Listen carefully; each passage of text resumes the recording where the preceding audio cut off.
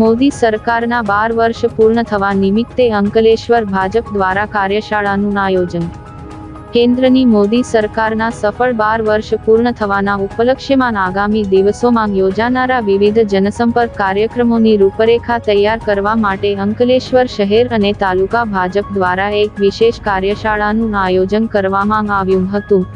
અંકલેશ્વર શહેરના માંગ શારદા ભવન ખાતે યોજાયેલી આ કાર્યશાળામાં ભરૂચ જિલ્લા ભાજપ મહામંત્રી અને અંકલેશ્વરના પ્રભારી જિગ્નેશભાઈ મિસ્ત્રી તેમજ જિલ્લા મહામંત્રી પરેશભાઈ પટેલ ખાસ ઉપસ્થિત રહ્યા હતા।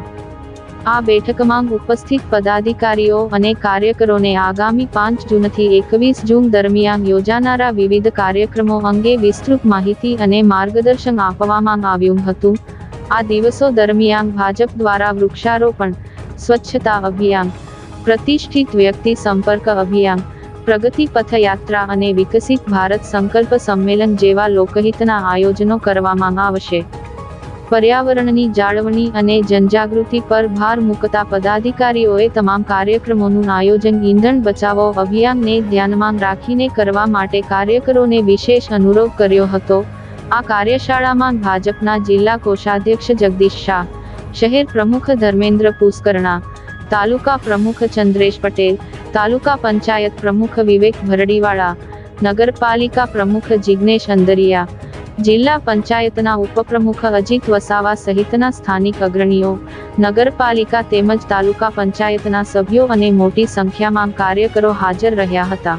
નગરપાલિકાની જે અવિરત 12 વર્ષ આપણા લોકપ્રિય વડાપ્રધાન સન્માન્ય નરેન્દ્રભાઈ મોદીજીએ જે દેશના વડાપ્રધાન તરીકે જે કામ કર્યા છે એના અનુસંધાનમાં આ કાર્યશાળાનું આયોજન કર્યું છે।